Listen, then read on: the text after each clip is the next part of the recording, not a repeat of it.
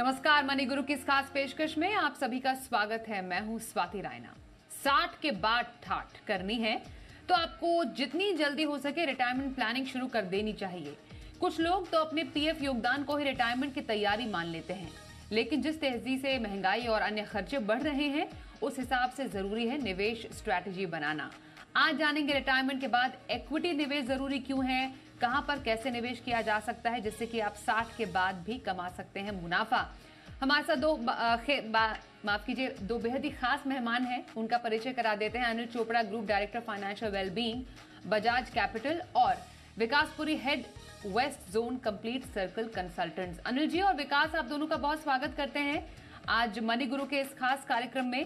तो सबसे ज्यादा इंपॉर्टेंट होता है कि आप रिटायरमेंट तक की लाइफ और रिटायरमेंट के बाद की लाइफ को कैसे आप प्लान कर रहे हैं। और जैसा हमने शुरुआत में बोला अनिल जी, जितना जल्दी हो उतना बेहतर होता है रिटायरमेंट प्लानिंग करना, पर how early is too early ये जानना और समझना बेहद जरूरी है।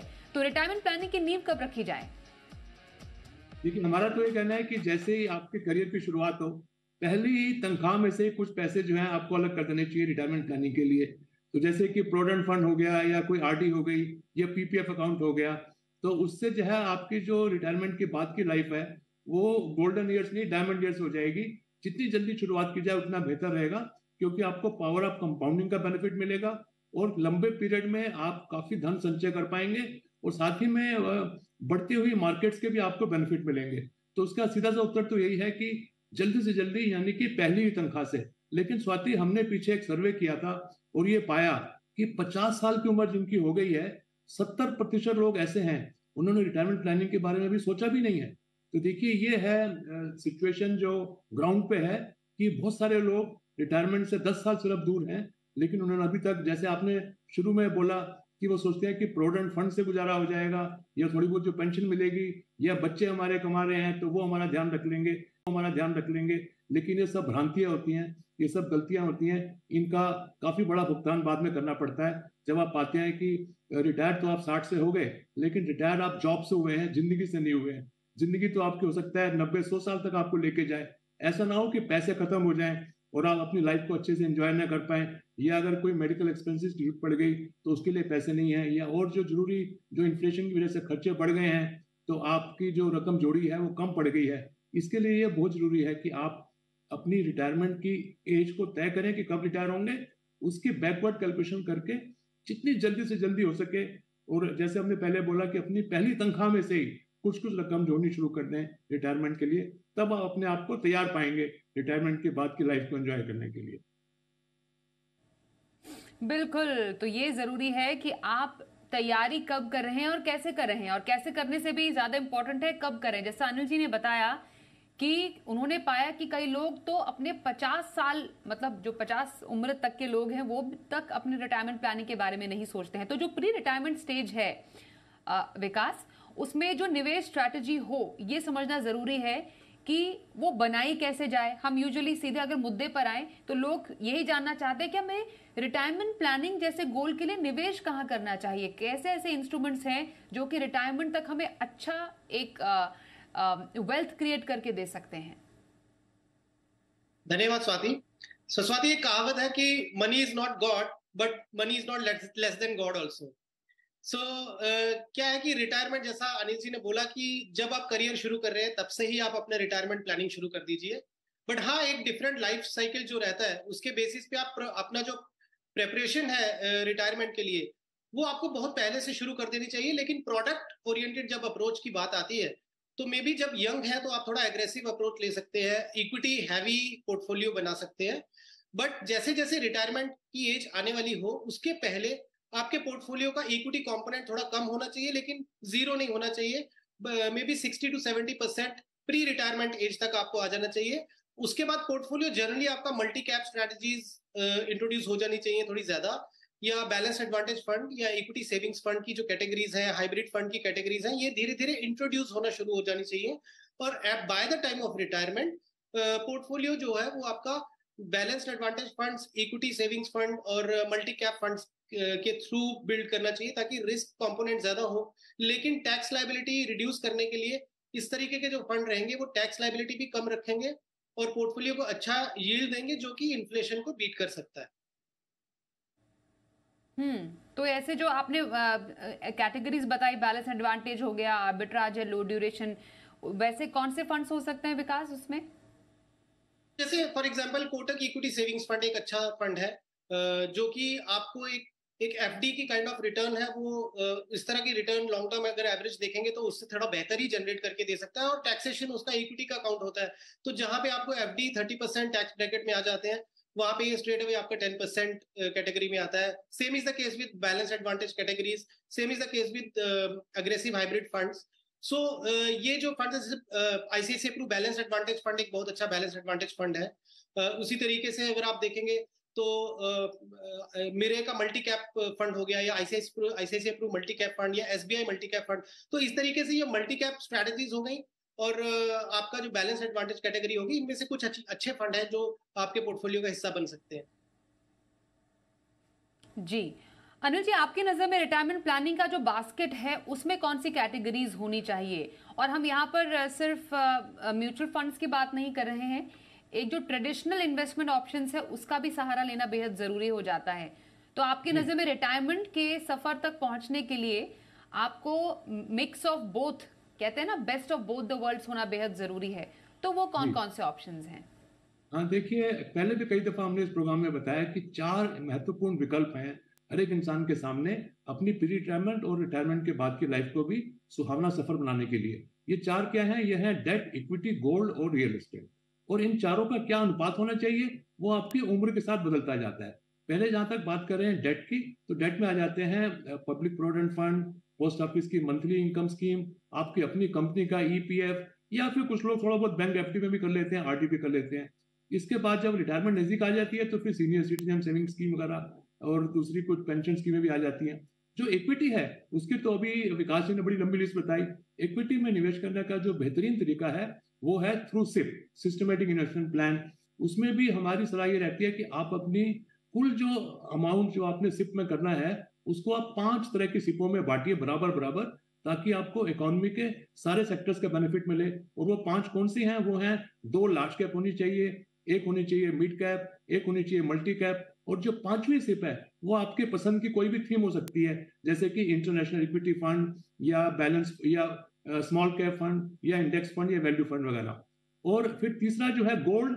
गोल्ड में हमारा ये एक ओपिनियन रहता है कि हर एक इंसान को अपनी कुल जमा पूंजी का 10% यानी 10% जो है वो गोल्ड रिलेटेड इन्वेस्टमेंट इंस्ट्रूमेंट रखना चाहिए, जैसे कि सोवरेन गोल्ड बॉन्ड्स हो गए, या गोल्ड म्यूचुअल फंड्स हो गए, या गोल्ड ईटीएफ हो गए।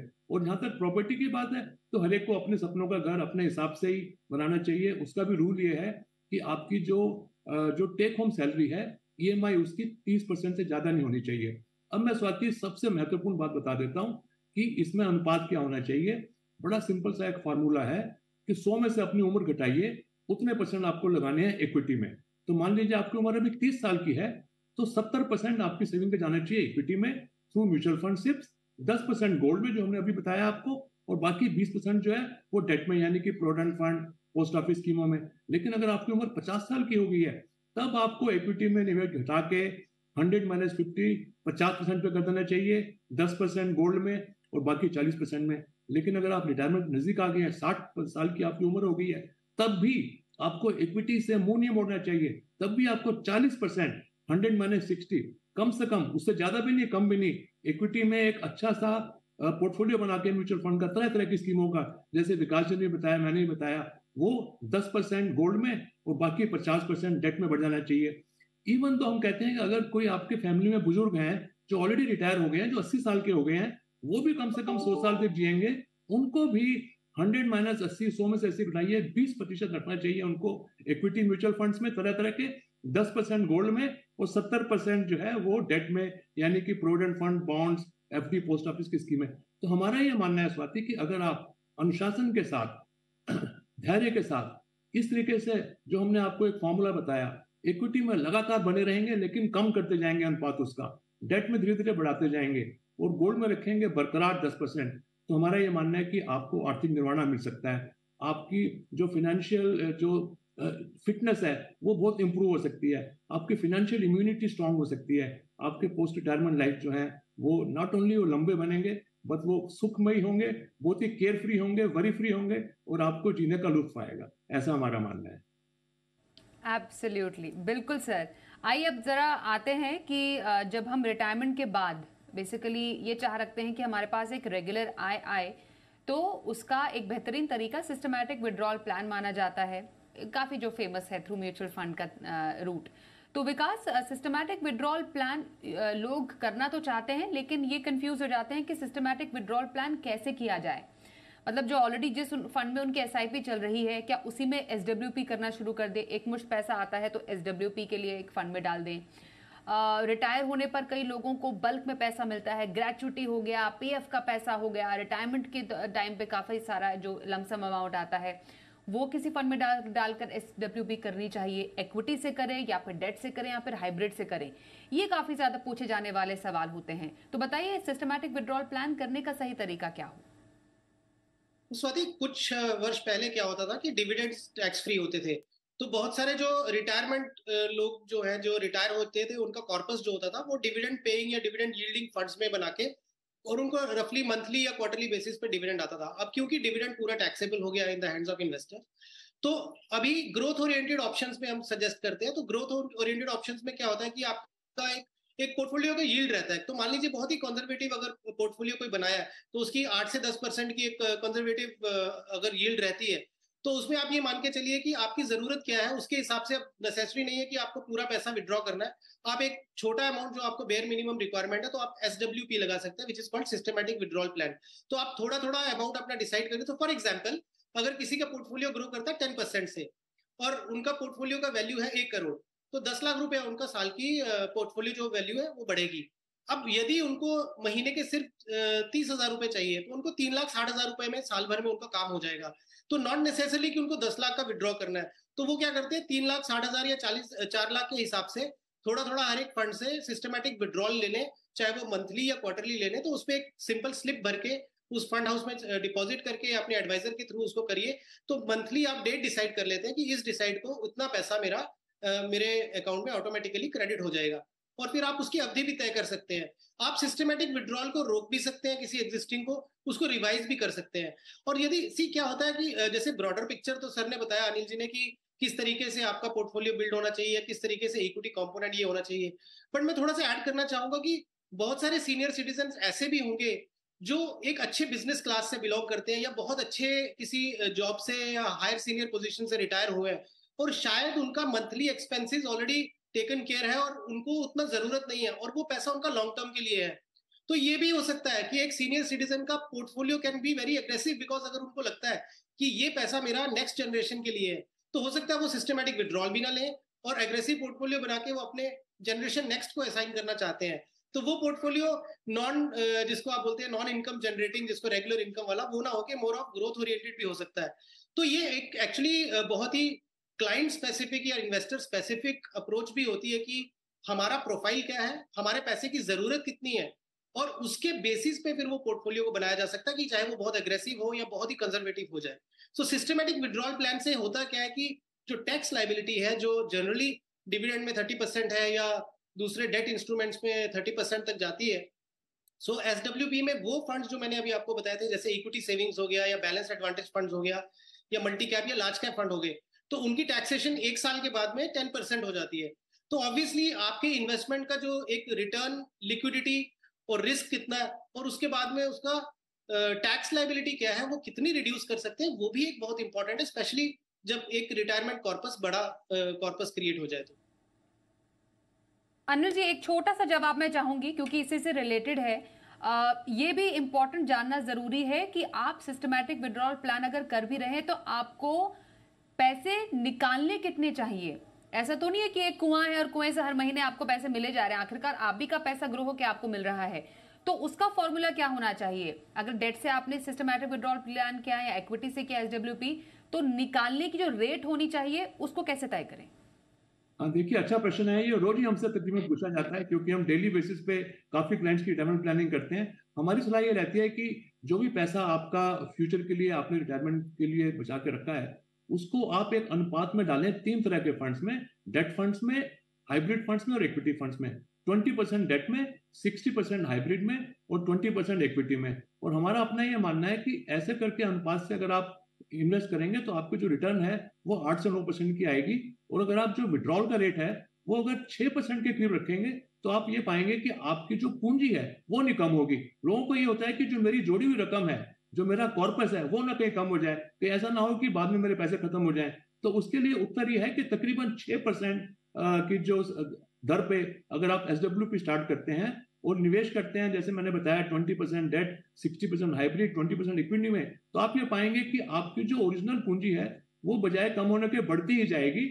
और आप अपने जो बढ़ता हुआ जो बाद में इन्फ्लेशन की सामना करना पड़ेगा आपको, क्योंकि हो सकता है आपके रिटायरमेंट के बाद खर्चे 1 लाख रुपए के हों महीने के, लेकिन 5 साल के बाद वो बढ़ के शायद 1.25 लाख हो जाएंगे, 10 साल के बाद बढ़ के 1.5 लाख हो जाएंगे। तो उसका भी इंतजाम हो पाए वो तभी हो पाएगा जब आप जितना कमा रहे हैं थोड़ा उससे कम निकाल रहे हैं। अगर आप 8-9% कमा रहे हैं आपके पोर्टफोलियो पे और 6-6.5% निकाल रहे हैं, तो फिर आप फ्यूचर के इन्फ्लेशन को भी आराम से बीट कर पाएंगे। तो रिटायरमेंट के पहले की तैयारी जितनी जरूरी है उतनी रिटायरमेंट के बाद की तैयारी भी जरूरी है, और उसमें कई ऐसे निवेश के विकल्प हैं जो कि निवेशकों के लिए मौजूद हैं। तो आपको परेशान होने की जरूरत ही नहीं पड़ेगी। रिटायरमेंट के पैसों को आप कैसे ग्रो कर सकते हैं, और उसमें एक बेहतरीन स्कीम मानी जाती है जिसको सीनियर सिटीजन सेविंग स्कीम माना जाता है। मैं इनफैक्ट अनिल जी आप ही से जानना चाहती हूँ, क्योंकि अभी हाल फिलहाल में इसके जो रेट है वो भी काफी अच्छे इंटरेस्टिंग कर दिए गए हैं। जो निवेश करने की सीमा है उसको भी बढ़ा दिया गया है। हस्बैंड वाइफ दोनों कर रहे हैं तो वो सीमा और भी ज्यादा बढ़ जाती है। अच्छा ब्याज भी मिल रहा है 8.2% का। तो senior citizen saving scheme along with SWP आप रेकमेंड करेंगे एक सीनियर सिटीजन किसी नागरिक को? बिल्कुल स्ट्रांगली रिकमेंड करते हैं। देखिए हम एग्जांपल भी देते हैं कि अगर किसी के पास 2 करोड़ रुपए है, वो रिटायर हो गए हैं, तो उनको 30 लाख रुपया सीनियर सिटीजन में, 20 lakh floating rate saving bond में, 1 करोड़ SWP में और 50 लाख जो है NPS के थ्रू पेंशन वगैरह करनी चाहिए। अब आपका जो प्रश्न आ जाता है कि जो सीनियर सिटीजन सेविंग स्कीम है, ये एक सरकार की तरफ से बहुत ही अच्छा तोहफा है सारे सीनियर सिटीजन के लिए जिनकी उम्र 60 साल से ज्यादा है। देखिए आपके प्रोग्राम में लिखा हुआ आ रहा है बुढ़ापा, बट ये बुढ़ापा वर्ड जो है ये इग्नोर करा जाए तो अच्छा है, क्योंकि 60 साल और 65-70 साल वाले भी अपने आप को बिल्कुल बूढ़ा नहीं मानते हैं, वो काफी तंदुरुस्त रहते हैं। वो सिर्फ जॉब से रिटायर हुए होते हैं, वो नौकरी से रिटायर हुए हैं, जिंदगी से रिटायर नहीं हुए। इसमें 30 लाख रुपए की लिमिट है निवेश करने की। और अगर हस्बैंड वाइफ दोनों ही 60 साल से ऊपर के हो गए हैं, फिर 30 जमा 30 60 साल तक 60 लाख तक कर सकते हैं। ब्याज जैसे आपने बताया 8.2%, 8.2, यानी कि इन्फ्लेशन को बीट करता हुआ बहुत ही अच्छा इसमें ब्याज, और 5 साल के लिए गारंटीड है। ये एक बहुत इसमें खास बात है कि अश्योर्ड है। कल को चाहे 3-4 महीने के बाद ये चाहे इंटरेस्ट घटा के 7.5 या 8 भी हो जाए, फिर भी जो अभी इसमें निवेश कर देंगे उनको 5 साल तक 8.2 मिलता ही रहेगा। और ये क्वार्टरली इंटरवल पे मिलता है, साल में 4 दफा तिमाही, और इसमें 10% TDS भी है।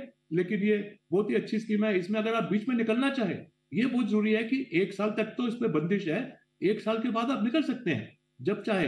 1.5% की पेनल्टी लगेगी अगर आप दूसरे साल में निकलते हैं, और अगर तीसरे साल, चौथे साल, 5वें साल में आपको पैसों की जरूरत पड़ गई और आपको बीच में से पैसे वापस चाहिए, आप ले सकते हैं। सिर्फ 1% पड़ेगी पेनल्टी।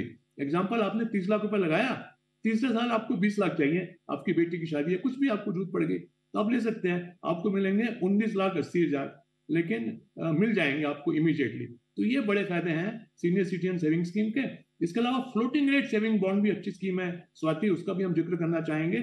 उसमें सारे लोग निवेश कर सकते हैं, चाहे रिटायर्ड हो चाहे नॉट रिटायर्ड हो, चाहे आपकी उम्र 29 की है या 92 की है, उसमें उम्र की कोई सीमा नहीं है, उसमें अमाउंट की भी कोई सीमा नहीं है। और वो 8.05% उसमें ब्याज है, वो भी काफी अच्छा ब्याज माना जाता है, और वो भी टैक्सेबल है। वो 7 साल के बॉन्ड्स हैं, सरकारी बॉन्ड्स हैं, वो भी एक अच्छा ऑप्शन है। फिर NPS तो है ही है, NPS के जरिए भी लोग जो है अपनी पेंशन की प्लानिंग करते हैं। जब आप कमा रहे हैं, नौकरी कर रहे हैं, हर महीने जोड़ते जा रहे हैं, और 60 साल के बाद कभी भी उसमें से एग्जिट करके आप अपनी पेंशन स्टार्ट कर सकते हैं। तो आप देखिए रिटायर हो गए और जो भी आपके पैसों की जरूरत है मंथली, आप उसको सीनियर सिटीजन के ब्याज से, फ्लोटिंग रेट सेविंग बॉन्ड के ब्याज से, post office monthly income scheme के ब्याज से, NPS की पेंशन से और SWP के हर महीने के अमाउंट से बड़े आराम से पूरा कर रहे हैं, और ठाट से जी रहे हैं, जैसे आपने बोला 60 के बाद ठाट। 60 के बाद ठाट करना बेहद जरूरी है, और इसकी आपको तैयारी अभी से करनी है। और विकास, आपकी नजर में वो जो बकेट है आफ्टर रिटायरमेंट का, उसमें और क्या क्या जो मिसिंग इंस्ट्रूमेंट्स हैं, अनिल जी ने काफी बता दिए, वो ऐड होने चाहिए?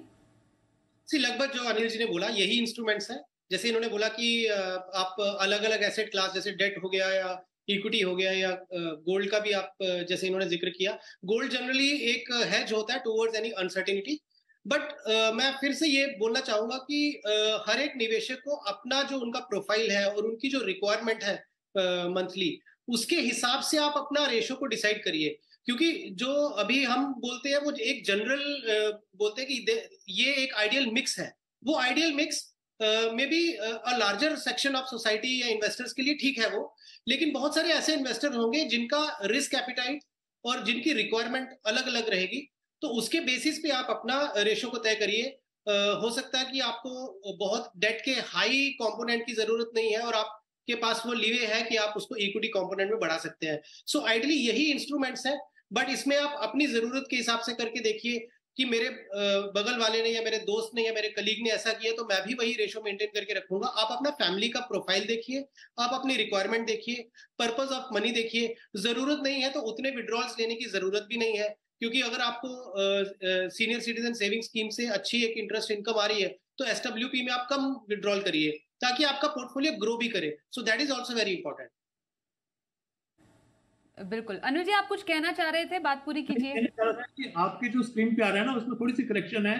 पोस्ट ऑफिस मंथली इनकम का स्कीम 7.1% नहीं 7.4% है, और उसकी जो अमाउंट की सीमा है वो 9 लाख नहीं बढ़कर 15 लाख रुपए हो गई है अभी 1 अप्रैल से ही। बिल्कुल, हम इसको तुरंत दुरुस्त कराते हैं, तुरंत दुरुस्त कराते हैं। बिल्कुल sir, thank you so much.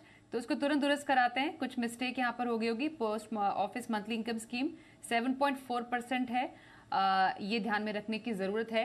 तो लास्ट वर्ड्स अनिल जी आपसे ही लेना चाहेंगे कि रिटायरमेंट के बाद बेसिकली जो सिलेक्शन ऑफ फंड्स भी हो वो इस तरीके से हो कि आपको महंगाई से मात देने वाला जो रिटर्न है वो मिले, क्योंकि आप 60 के बाद अपने जो निवेश की स्ट्रैटेजी उसको ऐसे ही ट्रीट करते जैसे 60 से पहले था। तो बेसिकली ये जो सेकेंड इनिंग्स ऑफ लाइफ है जिसमें आपको महंगाई से मात देने की और जो मेडिकल खर्चे बढ़ गए उसको भी मात देने की जरूरत है। जी बिल्कुल ठीक बोला आपने। हम इसके लिए सलाह देते हैं कि रियल रेट ऑफ रिटर्न पे ध्यान दिया जाए। रियल रेट ऑफ रिटर्न का मतलब है कि जहां पे आप निवेश कर रहे हैं जो भी उससे रिटर्न मिल रही है उसमें से 2 चीजें घटाइए, एक इनकम टैक्स और दूसरा इन्फ्लेशन। ये 2 चीजें लेस करने के बाद कुछ बचता है अगर, तो वही रियल रेट ऑफ रिटर्न है। अगर आप इस फॉर्मूला को लगाएंगे तो ये पाएंगे कि बैंक एफडी, जो कि एक बहुत ही पॉपुलर एक इन्वेस्टमेंट ऑप्शन है रिटायर्ड लोगों के बीच में, लेकिन उसकी जो रियल रेट ऑफ रिटर्न है, जो उसकी असली दर है जो रिटर्न की, वो नेगेटिव चली जाती है। क्योंकि अगर आप टैक्स देते हैं, टैक्स निकालने के बाद और इन्फ्लेशन घटाने के बाद वो नेगेटिव हो जाता है। लेकिन उसके मुकाबले में आप देखेंगे कि जो सीनियर सिटीजन सेविंग स्कीम है या फिर जो एसडब्ल्यूपी फ्रॉम म्यूचुअल फंड्स हैं या फिर जो एनपीएस वगैरह के ऑप्शंस हैं, या जैसे विकास जी ने भी कुछ फंड्स के नाम बताए जो एग्रेसिव हाइब्रिड फंड्स हैं, जैसे कि आईसीआईसी फाउंडेशन का बैलेंस एडवांटेज फंड और एचडीएफसी का बैलेंस एडवांटेज फंड, ये सारे फंड जो हैं ये आपको अच्छी सुपीरियर रिटर्न देंगे even after taking care of inflation and income tax. तो ये 2 चीजें मत भूलिएगा कि टैक्स कितना लग रहा है और इन्फ्लेशन कितना है, और उन दोनों को घटाने के बाद फिर भी अगर आपके हाथ में कुछ बच रहा है तो फिर जो है वो एक अच्छा निवेश का आपके लिए विकल्प है, उसको जरूर चुनिए। और 4-5 बना के, जैसे हमने बताया, एक पोर्टफोलियो बनाइए जिसमें डेट भी हो, पीपीएफ और एनपीएस के जरिए, इक्विटी भी हो, ये हाइब्रिड फंड्स और इक्विटी फंड्स के जरिए, थोड़ा गोल्ड भी हो, सोवरेन गोल्ड बॉन्ड्स ले सकते हैं, गोल्ड म्यूचुअल फंड्स ले सकते हैं। ऐसे करके आप ये पाएंगे कि आप अपनी पोस्ट रिटायरमेंट लाइफ को नॉट ओनली एक लंबा बना पाएंगे बट आप उसको एक बड़ी कंफर्टेबल और एंजॉय कर पाएंगे। हाँ, तो कंप्लीट एक बास्केट ऑफ इन्वेस्टमेंट ऑप्शंस आपके लिए मौजूद है, जो बताए अनिल जी और विकास दोनों ने ही। स्ट्रैटेजी भी बताई कि कैसी स्ट्रैटेजी आपको अपनानी चाहिए, चाहे वो रिटायरमेंट के पहले हो, रिटायरमेंट के बाद हो। बस ध्यान रखिए महंगाई को मात देने वाला निवेश आपको करने की जरूरत है, जो इक्विटी से मिलेगा और जो सुरक्षा प्रदान करेगा वो आपका ट्रेडिशनल इन्वेस्टमेंट ऑप्शंस है, स्मॉल सेविंग स्कीम्स हो गए या डेट हो गया, जिस पर हमने चर्चा की। बहुत धन्यवाद दोनों ही एक्सपर्ट्स का हमारे साथ चर्चा में शामिल होने के लिए। रुकते हैं एक ब्रेक के लिए, देखते रहिए जी बिजनेस।